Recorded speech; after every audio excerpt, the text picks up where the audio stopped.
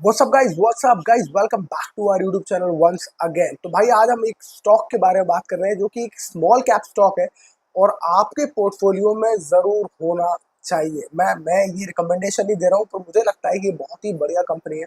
अच्छा, इसके जो बैकग्राउंड अगर हम इसके बारे में पढ़े ना, तो हमें ये समझ में आता है कि आप बहुत पहले एक कंपनी हुआ करती थी, पंजाब ट्रैक्टर्स, और वो एग्रीकल्चर के मामले में बहुत ही अच्छी साबित हुई है। अगर आप पैसे पहले अगर आप जाएँ हिस्ट्री में, तो आपको देखोगे कि बहुत सारे लोगों को उसने multi cap, multi bagger returns दिए पंजाब ट्रैक्टर्स ने। तो आज हम बात करने वाले हैं एक ऐसी कंपनी के बारे में जो बैक्ड अप है बाय पंजाब ट्रैक्टर्स, जिनके पास बहुत सालों साल का ट्रैक्टर और इंजन्स में बहुत अच्छा खासा एक्सपीरियंस है। एग्रीकल्चर के बारे में, एग्रीकल्चर सेगमेंट के बारे में, एग्रीकल्चर के प्रॉब्लम्स के बारे में इंडिया में, और इनफैक्ट इसके अलावा बहुत सारी इस चीज़ के बारे में कि किसको बेचना चाहिए, कैसे बेचना चाहिए, क्योंकि ये बहुत साल से जो ट्रैक्टर इंडस्ट्री में बहुत साल से ऑपरेट कर रहे हैं और बहुत ही अच्छी इनकी मोनोपोली रही है। तो आज हम बात कर रहे हैं स्वराज इंजन्स के बारे में। स्वराज इंजन्स एक कंपनी है जो कि 1989 में स्टार्ट हुई और इन्होंने एस्टेब्लिश किया, पर रिसेंटली अभी बहुत ही कुछ इसमें एडवांसमेंट हुई। इसके बाद शेयर एकदम स्काई रॉकेट होता जा रहा है। फिलहाल हम इसके बारे में थोड़ा सा पहले ब्रीफ पढ़ लें कि क्या हो रहा है, है स्वराज इंजन्स। तो स्वराज इंजन्स भाई बेसिकली ट्रैक्टर के इंजन्स बनाता है, और ट्रैक्टर के इंजन्स के अलावा अगर हम इसके बारे में और पढ़ें तो हमें ये समझ में आता है कि भाई फाइनेंशियल ईयर जून 2022 में महिंद्रा एंड महिंद्रा ने इसमें ऑलमोस्ट 17% स्टेक्स खरीद लिए थे। इनफैक्ट राइट नाउ जब हम अब ये वीडियो बना रहे हैं, Mahindra and Mahindra holds 52% stake in the company, मतलब कि 52% जो है वो महिंद्रा एंड महिंद्रा जो कंपनी है वो ही होल्ड कर रही है स्वराज इंडस्ट्री में। इसके अलावा जो कुछ पहले के जो कुछ और भी शेयर होल्डिंग है, उसमें पंजाब ट्रैक्टर, अगर अगर इसके बारे में बोले तो कंपनी बहुत manufacturing plant at SAS Nagar, Ropar Punjab and matching shop facility for manufacturing high tech engine. ठीक है, ठीक है। अब मैं आपको बताना चाह रहा था एक कुछ और चीज़ जो कि बहुत इंपॉर्टेंट है। हाँ, incorporated in 1985, Swaraj engines was jointly promoted by Punjab tractors and Kirloskar oil engines.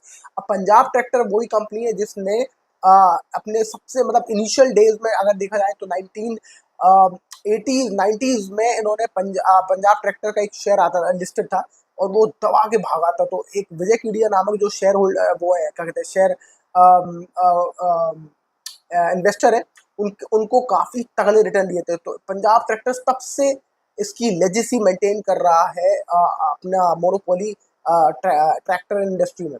और उसके बाद उसने प्रमोट किया इस कंपनी को, राइट। तो और उसके बाद किर्लोस्कर ऑयल इंजन्स, दोनों कंपनी ने टुगेदर कोलैबोरेट करके इसको प्रमोट किया। रिसेंटली जो पूरा किर्लोस्कर ऑयल इंजन्स का जो स्टेक है वो पूरा महिंद्रा एंड महिंद्रा ने खरीद लिया, और अब महिंद्रा एंड महिंद्रा मोटा मोटा इसमें प्रमोटर है, मेजॉरिटी, राइट। अब हम जाते हैं, अगर इसमें देखें तो इसका मार्केट कैप है 5,000 करोड़ का, यानी कि एक स्मॉल कैप कंपनी है। करंट प्राइस 4,350 पे घूम रहा है। स्टॉक का प्राइस टू अर्निंग रेशियो 30.6, थोड़ा सा महंगा लग रहा है, पर मुझे एक ग्रोथ स्टॉक दिखता है, इसलिए मुझे ये महंगा नहीं लगता। क्योंकि ग्रोथ स्टॉक में अगर हमने पहले ही बात की कि अगर आप ग्रोथ स्टॉक खरीद रहे हैं तो याद रखिए कि आपको महंगा शेयर को आप आगे और महंगा बेचते हो, यानी कि आप सस्ता बार्गेन नहीं ढूंढते, आप ढूंढते हो महंगा स्टॉक जिसमें ग्रोथ है, और उसके बाद उसको आप और महंगा बेचते हो। ठीक है, बुक वैल्यू है 345, ROC ही देखिए, इसका ROC ही है 56%, और ROE है 41%। इतना तगड़ा ROE, इनफैक्ट फेस वैल्यू भी 10 है इसकी। तो ये बहुत ही बढ़िया क्या कहते हैं बैट हो सकती है, मेरा कोई रिकमेंडेशन नहीं है। पिछले 10 साल का अगर हम इसका चार्ट देख लें तो 10 साल में ये बहुत ज़्यादा तीर नहीं मार रहा है, पर रिसेंटली, एक मिनट क्या हो गया मेरे कंप्यूटर में, कोई प्रॉब्लम आ रही है, क्या हो रहा है इसमें। हाँ, तो अभी रिसेंटली देखा जाए तो अब आप देखो इसमें अभी 10 साल में इसमें 2023 के बाद 10 मार्च 2023 के बाद इसने एकदम स्काई रॉकेट हो गया ये स्टॉक, और भागा ही चला जा रहा है, राइट। अगर हम आगे देखें इसको और इसकी वो देखते हैं, क्या कहते हैं, प्रोज एंड कॉन्स। तो प्रोज एंड कॉन्स में company is almost debt free, company का गुड रिकॉर्ड है, ROE ट्रैक रिकॉर्ड 3 साल का, ROE गजब का है। कंपनी बढ़िया हेल्दी डिविडेंड दे रही है। अभी इनफैक्ट मेरे को भी 400 रुपये और 800 रुपये अलग अलग दो अकाउंट में आए, क्योंकि मेरे पास दो अकाउंट्स में अलग अलग इसके शेयर्स हैं। तो ये इसका डिविडेंड अभी रिसेंटली डिक्लेयर हुआ है, तो रिसेंटली आया है। अगर चलते हैं इसका और ऑपरेटिंग प्रॉफिट देखिए, ऑपरेटिंग प्रॉफिट 2022 से अगर देखें तो लगातार बढ़ता हुआ, इनफैक्ट अभी right now company highest operating profit में बैठी है 67 करोड़ पे। हाँ, प्रॉफिट एंड लॉस देखें तो वो भी लगातार बढ़ता हुआ, 236 का profit and loss till date 2025 का टिल डेट देखा जाए तो 226 के प्रॉफिट एंड लॉस में बैठी है। आगे चलते हैं, एक बार इसका बैलेंस शीट देख के एक बार कैश फ्लो देखते हैं। कैश फ्लो देखिए 187 करोड़, यानी कि ऑलमोस्ट 200 करोड़ कंपनी हाथ में रख के बैठी है। तो पॉजिटिव कैश फ्लो वाली कंपनी है, लगातार पॉजिटिव कैश फ्लो मेंटेन करा हुआ है। देखा जाए तो 2022 में 100 करोड़ था, 2023 में 133, 2024 में 142 और अभी 187। लगातार कैश फ्लो भी इसका बढ़ता ही जा रहा है, तो ये बहुत इसका एक पॉजिटिव सिग्नल दिखता है मुझे। अब एक बार आखिरी में हम इसके प्रोमोटर और शेयर होल्डिंग पैटर्न देख लेते हैं। शेयर होल्डिंग पैटर्न में आप देखो तो प्रोमोटर के पास 52% की होल्डिंग है। इसके अलावा FIIs, फॉरेन इंस्टीट्यूशन इन्वेस्टर्स 3% की होल्डिंग रख के बैठे हैं इसमें। DIIs 9% की होल्डिंग बैठे हैं, और बाकी जो मेजॉरिटी होल्डिंग्स है पब्लिक के पास, विच इज 34%। अब आप इसमें देखो कि इसमें थोड़े से DIs भी इंटरेस्टेड, इसमें FIIs भी इंटरेस्टेड है, और इसमें पब्लिक की होल्डिंग ज़्यादा है।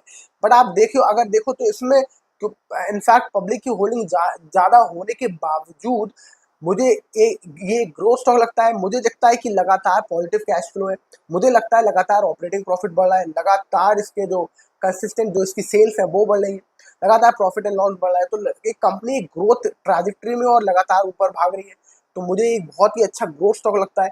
तो इसके बारे में हमने पहले ही बात करी कि अगर आप ग्रोथ इन्वेस्टिंग करते हैं, फंडामेंटल इन्वेस्टिंग करते हैं, फंडामेंटल इन्वेस्टिंग में आप उन स्टॉक को ढूंढते हो जो आपको बारगेन प्राइस पे मिल रहे हो, बहुत सस्ते मिल रहे हो, और ग्रोथ स्टॉक में आप उस शेयर को ढूंढते हैं जिसमें ग्रोथ है, थोड़े से महंगे मिलेंगे आपको पर वो आगे भागेंगे। अगर आपको बहुत ही तगड़े मल्टी बैगर ढूंढने हैं अगर इस मार्केट में कभी भी, तो आपको हमेशा ग्रोथ स्टॉक ढूंढनी चाहिए। पर अगर आप if you are okay with decent returns, पर आपको लॉन्ग टर्म रहना है स्टॉक मार्केट में, तो आप फंडामेंटल स्टॉक्स भी ढूंढ सकते हैं। तो मुझे लगता है ये ग्रोथ स्टॉक मुझे दिखता है। आपको क्या दिखता है, ज़रूर ये अपना डिसीजन खुद लीजिएगा। अगर आपको ये स्टॉक पसंद आता है तो अपने हिसाब से इसमें आप पोजीशन बना सकते हैं। कोई रिकमेंडेशन नहीं, एक अच्छा स्टॉक लगता है मुझे, और मैं इसमें होल्डिंग बनाए हुए हूँ। आई होप आपको ये वीडियो पसंद आया हो। Yes, then please like share and subscribe, and I will see you in the next video. Thank you so much for watching. Bye bye.